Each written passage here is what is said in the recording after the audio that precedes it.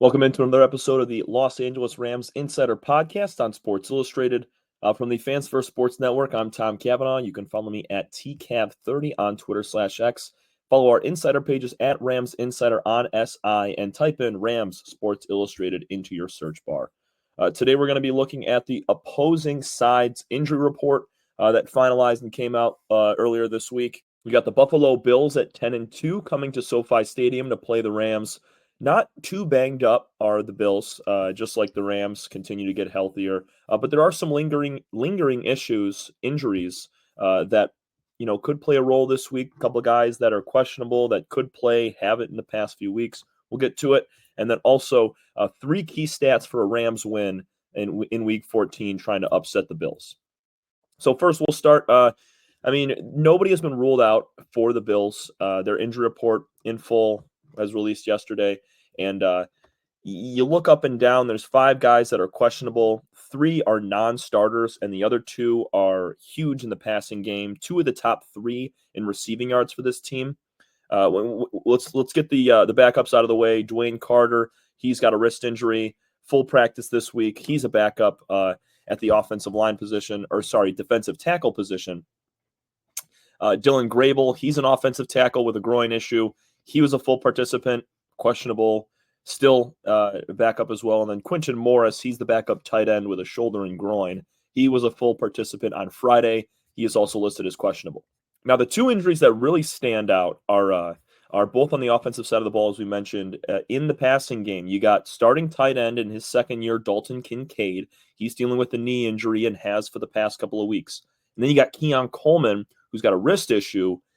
He is questionable as well. Both of these guys, Coleman and Kincaid, were limited all week in practice, never fully practiced.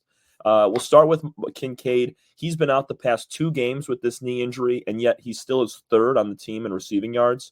Same sort of thing with Coleman. He's been out the past 3 games with his wrist issue, and he is 2nd on the team in receiving yards. And also Kincaid, he's number 2 on the team in receptions.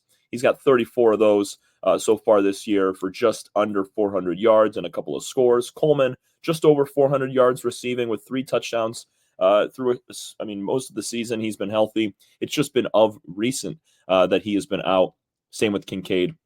And those are 2 big injuries.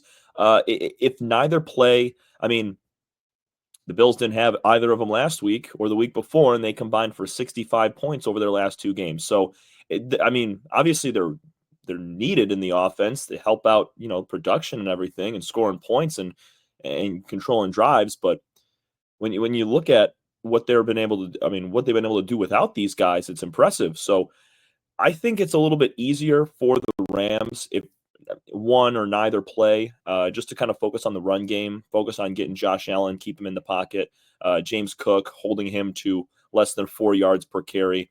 So I think those 2, they're big injuries, but I think Kincaid is more likely to play than not. Coleman's up in the air still. Both will be a game-time decision. There's a couple other guys on the injury list here that just have not been determined one way or the other, whether they're questionable, doubtful, out, playing. I'm assuming they're playing. Taylor Rapp, he's got a neck and shoulder injury. He's a safety for the Bills. He was a limited participant all week. Curtis Samuel, he was only participating in full on Friday. He's another strong receiver with a foot injury. And that's pretty much it. Spencer Brown, he was full to participant. Amari Cooper practiced in full as well. So Matt Milano, he's the big linebacker in the middle. They should have most of their guys back, just like the Rams. They've ruled out KT Leviston on the offensive line, Jared Verse and Alaric Jackson, one guy on each side of the ball. They're questionable. We'll see if they play.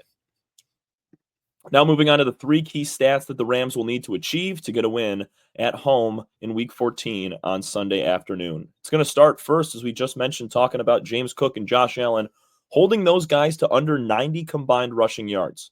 On the season, Josh Allen is averaging just a tick over 28 yards per game on the ground when he's carrying the ball. He's got 70 rushes this year for over 300 yards and 6 touchdowns.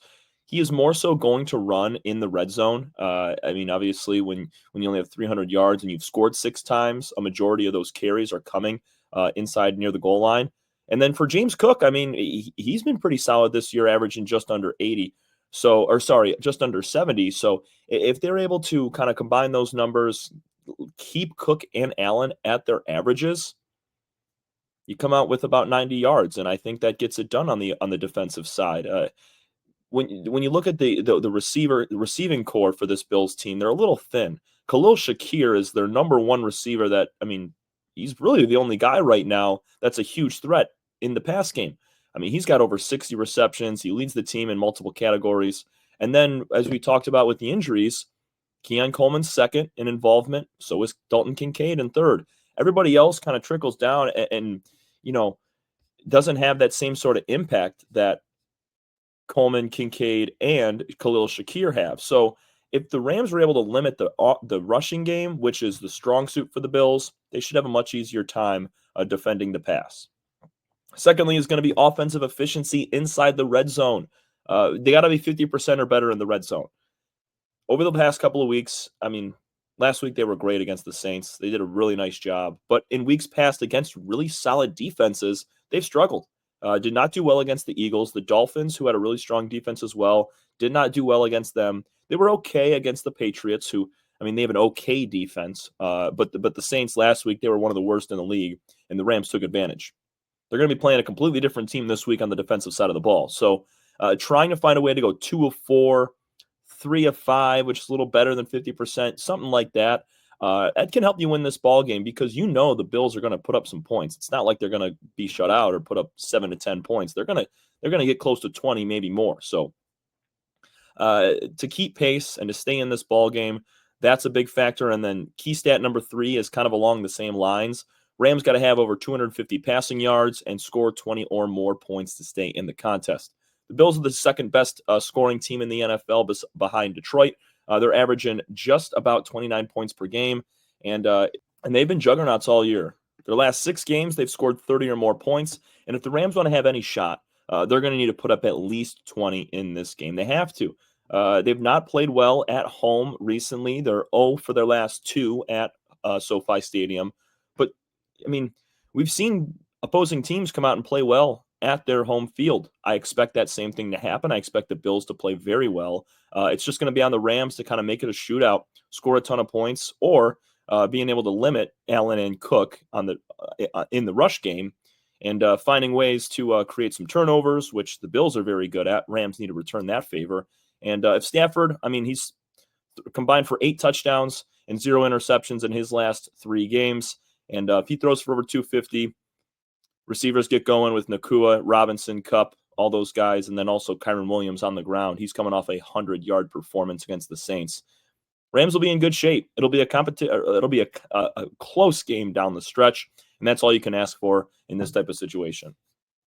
That's going to do it for us here on the Los Angeles Rams Insider Podcast on Sports Illustrated from the Fans First Sports Network. I'm Tom Cavanaugh saying so long, everybody. We will see you again tomorrow.